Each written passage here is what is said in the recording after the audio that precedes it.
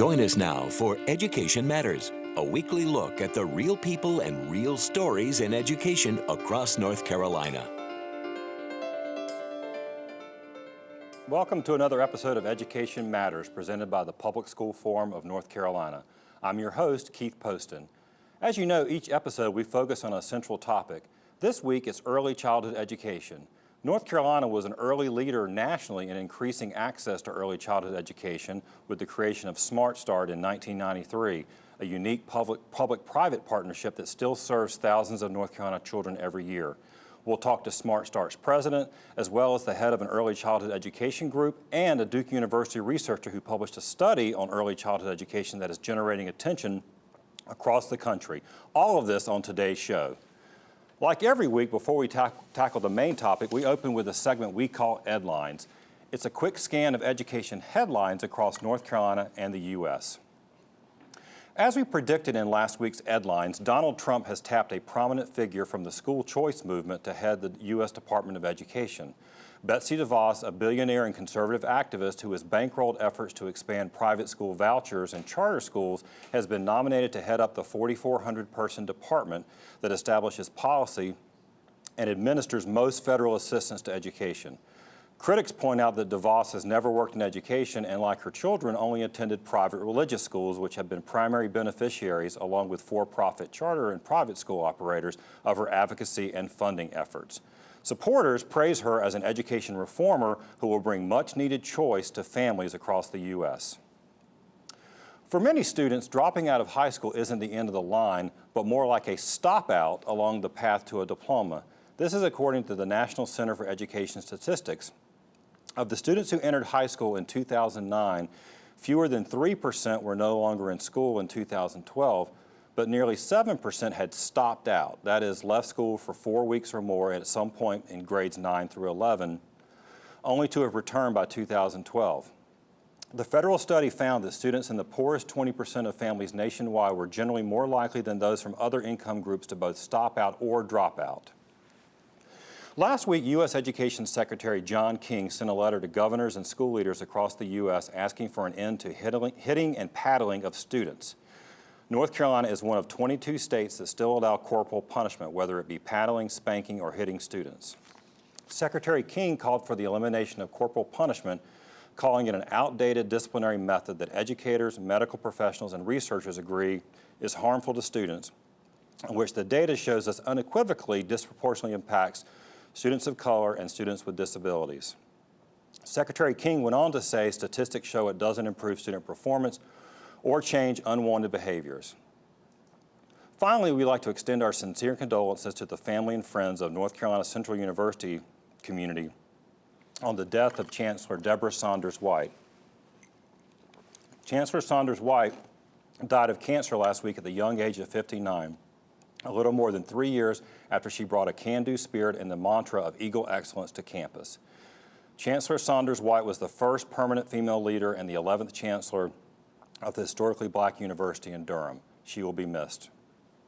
Remember, you can visit the Public School Forum's website at ncforum.org, click Education Matters, and read more about each of the Edlines, as well as other topics we cover each week. As I said at the top of the program, we're going to focus this week on early childhood education. If you recall last week's Edlines, I mentioned a new study that found early childhood education leads to higher test scores, a lower chance of being held back in a grade, and fewer number of children with special ed placements, and that those benefits last longer than previously thought. Joining us for our first segment is the primary author of that study, Dr. Kenneth Dodge. He is the William Dougal Professor of Public Policy and Professor of Psychology and Neuroscience at Duke University, and the founder of the Center for Child and Family Policy. Thanks for being here, Ken. Thank you for having me. Now, one of the things that really drew me to your study when I saw the reports and saw that it came out was that you were talking about and studying North Carolina children. This wasn't some abstract group of kids from across the country. You were actually looking at our kids. Tell us what you found and sort of how you did it. Yeah, that's right. There are programs all over the country, and the programs differ. We wanted to know how North Carolina's programs have an impact on children. As you said earlier, North Carolina has two nationally known programs, Smart Start, which is directed toward children birth to age 5, and NC Pre-K, formerly Mort 4, which is a year of pre-kindergarten.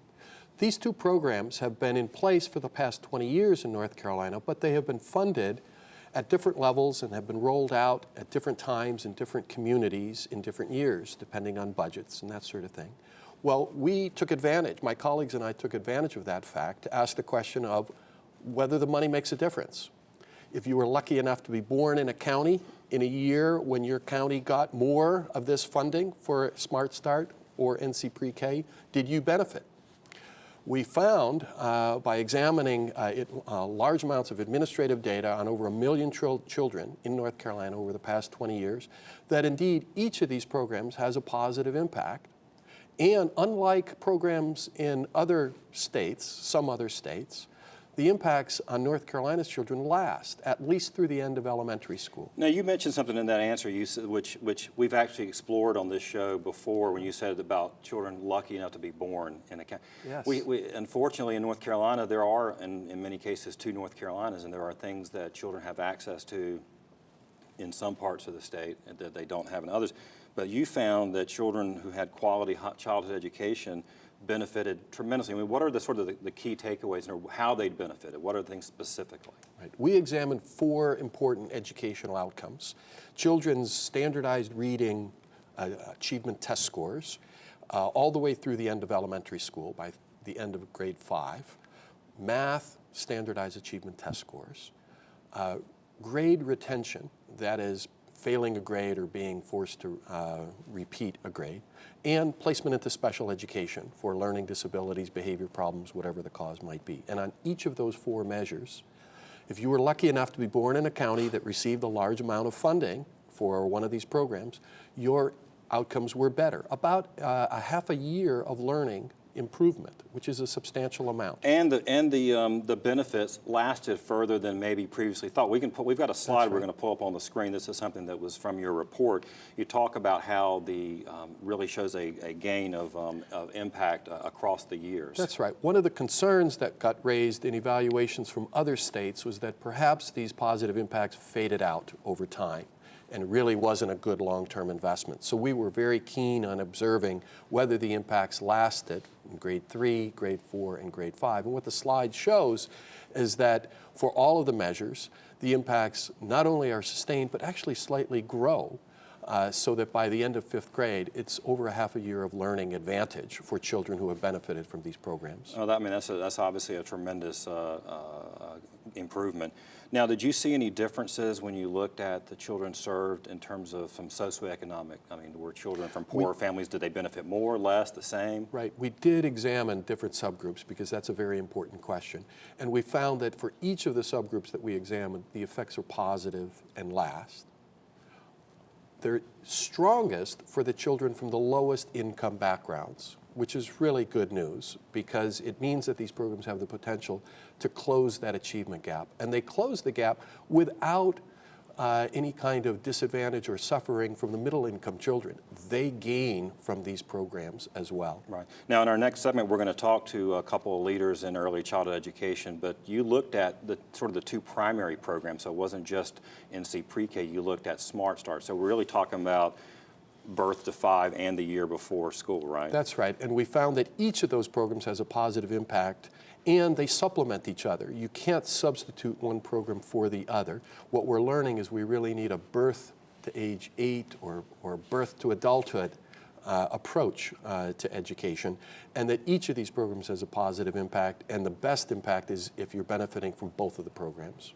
You know, we were chatting before we started rolling about the sort of how public education in general has changed over Yes. our lifetimes, our parents' lifetime. You know, it used to be, you know, 8 years of education was enough, and then we said 10, 12.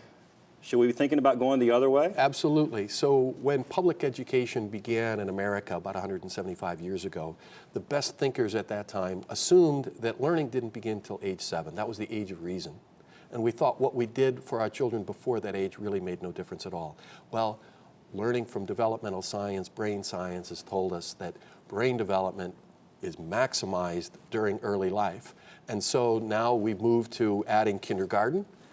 Now there's a move to add pre-kindergarten, and absolutely we should start at birth, if not before, in how we take care of our children. Now you've obviously studied early childhood education, but have you ever seen anything like this in terms of this kind of sort of consistent benefit from any kind of education intervention? I mean, this is pretty remarkable. What's remarkable about it is that these positive impacts are occurring for scaled up programs at state levels. So historically, there have been small programs. The famous Abecedarian program out of Frank Porter Graham Child Development Center at UNC Chapel Hill is wonderful, but it served only 100 children. We're talking about programs that are statewide, and so it shows that we can do it, even if we implement it at this large scale. Well, we appreciate you being here and appreciate your study, and the viewers can go online and actually we'll have a link to the full study and some other news stories about it, so thank you. But when we come back, we'll be joined by two of our state's leading experts on early childhood programs in North Carolina. But first, as we go to break, see if you can answer this question. What percentage of 4-year-olds in North Carolina are enrolled in pre-K?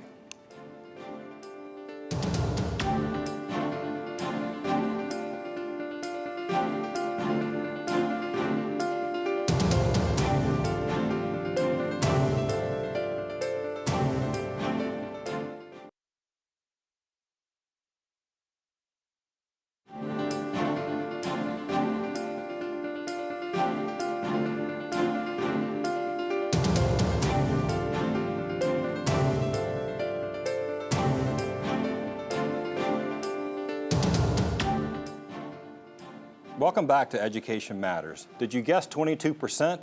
According to the National Institute for Early Education Research, just 22% of North Carolina's 4-year-olds are in a pre-K program. Perhaps our next guest can shed a little more light on numbers like that and much more. They are Tracy Zimmerman, who is the Executive Director of the North Carolina Early Childhood Foundation, and Cindy Watkins, who is the President of the North Carolina statewide Smart Start Network. Thank you both for being here. Tracy, I'm going to start with you. If you lived in North Carolina for any period of time, or even, frankly, if you've just moved here, you've probably heard of Smart Start, you've heard of NC Pre-K, maybe precursors like More at 4. What is the universe when we talk about early childhood education? What is the universe in North Carolina? I think that's a really good question, Keith, because we need to be thinking much more broadly about what the universe is when we're talking about young children and what it is they need to succeed. So we know for children to do well in school, to be reading on grade level by 3rd grade, which is significantly important for them and their future academic success. They need health and development on track beginning at birth. They need supported and supportive families and communities, and high quality early learning. Children come as a whole package, and they need all of that tended to be able to succeed academically. So there are lots of different types of programs, but policies are also just as important in thinking about how do we best support our young children. Now, Cindy, you're, as I mentioned when I introduced you, you're the head of Smart Start in North Carolina, which I'll give you a chance to tell the viewers sort of what that encompasses. But, I mean, Smart Start was really, from my view, what put North Carolina on the map nationally in terms of early childhood education, championed by our former governor, Jim Hunt, in his second go-around as governor. I mean, so why does Smart Start work? Sort of what are the things that are happening there that you're most proud of? Well, there are a couple of things that I think really make this such a wonderful state to live in and such a model for the rest of the country. As Tracy mentioned, it is the fact that we focus on children in their communities and we take a whole child approach. We focus on their health, we focus on supporting their families, we focus on raising the quality of care, and we have recently really put more of a focus on pre-literacy skills, understanding that when children enter school with a wider vocabulary, they're much more likely to be readers by 3rd grade. And then we know all the data that indicates that readers in 3rd grade are much more likely to graduate from high school. So I think that's one of the keys, is that's very holistic in the approach that we take. And the other is it's very locally controlled. So what works in Mecklenburg County may not work in Bertie County in exactly the same way. So we have a network that provides services all across the state, and it's local communities coming together, convening partners around how they can move a data point to make a better outcome for young children. I was looking at some of the various resources and services that are offered across the state, and like you mentioned, it's pre-literacy, early reading. You've got health. I mean, obviously, childhood obesity is a big deal. We've got parts of our state where there are more challenges around health. I mean, with fewer doctors, fewer, in fact, I think I've maybe mentioned this stat before on the show. If you took Eastern North Carolina, like sort of split the state at I-95, it would be like the 51st most unhealthy state in the country because of sort of leading health indicators and the number of doctors. Tracy, let me ask you, I mentioned one of the graphics we're going to show when we go to break is about the number of children on waiting lists and other learning programs, but that's not even the total number of children. Those are just ones we know about, right? So there's a lot of children that right now that they just aren't served. There's no access for them. That's correct. So we know that our programs do really great things for the children that they reach. And so if they were able to reach more children, we'd be much better situated. I mentioned before about third grade reading. I just want to come back to that for a second. And the reason why it's so important is that it's such a predictor of future academic success. And our General Assembly has recognized that through Read to Achieve. And so if we're going to get there, all of those children need to benefit beginning at birth with those health and family and early learning, high quality early learning programs. And so I think that's really an important thing to be thinking about. The goals that we have as a state really are rooted in what we do for our young children. Right. Now, Cindy, Smart Start resources, services available everywhere in North Carolina? They are available in all of the 100 counties in our state. But as Dr. Dodge referenced earlier, we don't have the same resources available in every community. And I think that speaks to our need to really think about the investment we're making and how we can make the greatest impact. And according to his study, it is the amount of funding and the length of time that funding has been available that's made the greatest impact. And today we're not funding at the same levels, not reaching as many kids as we have before. Is that correct? No, I think our funding has been reduced probably by a third over the last 8 to 10 years. So as our budget has gone down, the need has gone up. Not only do we have more children, we have more children in poverty, and we know that those are the children that benefit most from the services that we offer. That's actually a really great point. The children in poverty, obviously, these kind of things, you've got families who have means and resources. They have ability to sort of bring in other things, but Smart Start really sort of fills that void in some families. We like to talk, or I like to talk about it at least as an opportunity gap. Yeah. There are many parents who are able to make sure that their children have the early experiences they need to put them on track to be successful in kindergarten. But there are other parents that just don't have quite the resources available to them or access to the resources that they need. So, it could be an education gap, it could be an opportunity gap, but there is a gap. Yeah, I like opportunity gap too, because I think it shows that we have something we can do positive. Right. Tracy, I'm going to ask you, last question for you. A recent effort just announced in Charlotte, they're going to study universal pre-K, all children in the Charlotte area. What do you think about, should that be our goal? I mean, is that a good effort? Should that be our goal as a state? Well, I think absolutely access for all children should be a goal, and we see more counties and municipalities stepping up to say we need to be doing more for our young children because they recognize it's imperative to their future economic prosperity and success. And voters support this. That's the other thing. This is a bipartisan issue. Our recent polling shows there's overwhelming support for investments in early learning. So it's good for, it has broad support, and it's good for children. Tracy, great way to end it. Thank you both for being here. We appreciate what you do. Now, we hope you'll all come back for this week's Leadership Spotlight.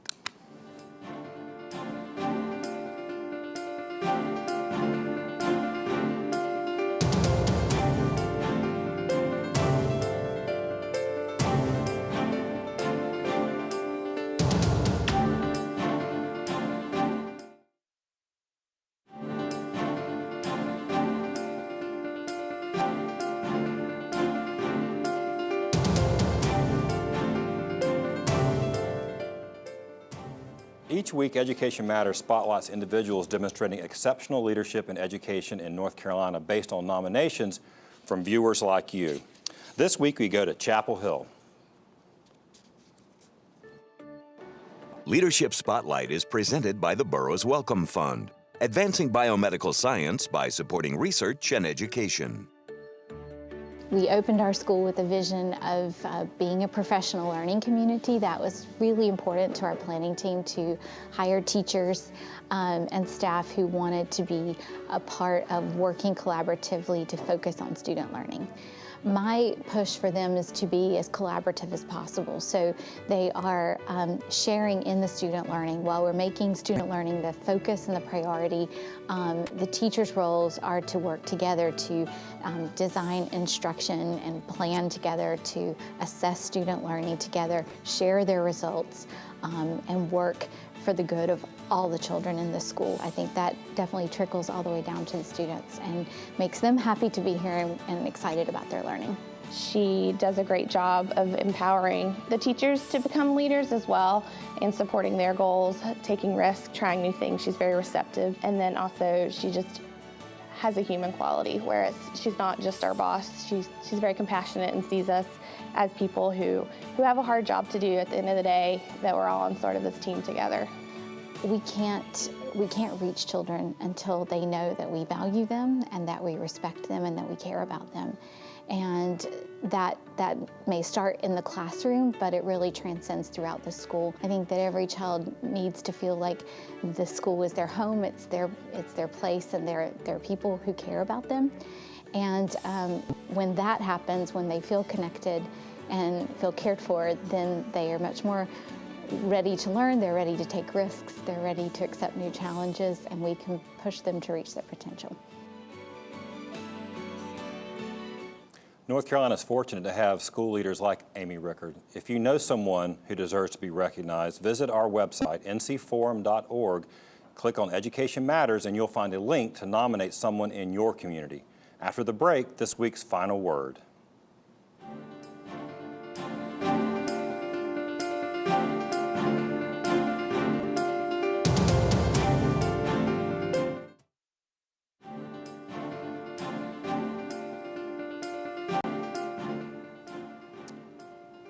My daughter is now 16 years old, but I can clearly remember her first day of kindergarten. Having had 3 years of preschool with some great teachers and a safe and supportive preschool, my daughter was starting school ready to learn and eager to learn. But that was not the case for many of her classmates. Some did not know yet how to properly hold a pencil or crayon or use a pair of scissors. Many did not know their alphabet or numbers and certainly couldn't read at pre-kindergarten level. And some had to do their best to translate what the school staff was saying for their Spanish-speaking parents. Parents who were so excited for their child to begin their educational journey, but a journey that they were sadly already starting off on behind many of their peers. That readiness gap could have been closed in spite of hurdles that socioeconomic conditions create with early intervention. But those children, with the help of truly heroic teachers, are left to play catch-up, something many of them never truly do. We know from the research that if children do not reach grade level achievement in reading by 3rd grade, the odds are stacked against them ever completing high school ready for college and careers. Yes, many defy the odds, but why make it so hard when we know what's needed? Early childhood education works. You heard from Ken Dodge that children with access to early childhood programs have higher test scores, a lower chance of being held back in a grade, and fewer end up in special education. And those gains last past the critical 3rd grade year and beyond, contradicting an old study out of Tennessee that suggested that benefits of pre-K fade. I have sat in committee meetings at the General Assembly and heard that Tennessee study cited by some legislators to question pre-K funding. I said some because the fact is early childhood education funding enjoys bipartisan support, not just from legislators, but from voters. Yet today we have more than 30,000 children on waiting lists for affordable early childhood care. More than 7,000 children on the wait list for the state's pre-K services. It seems every week we talk about issues like school resources and teacher pay and now early childhood where the research is clear and the public is behind it, yet they still end up behind other priorities when it's state budget time. Maybe 2017 will be the year when we start making progress toward aligning our state's values with our state's budget. That's it for this week. Next week we're going to talk about another challenging issue, race and education. Thanks for watching and see you next week.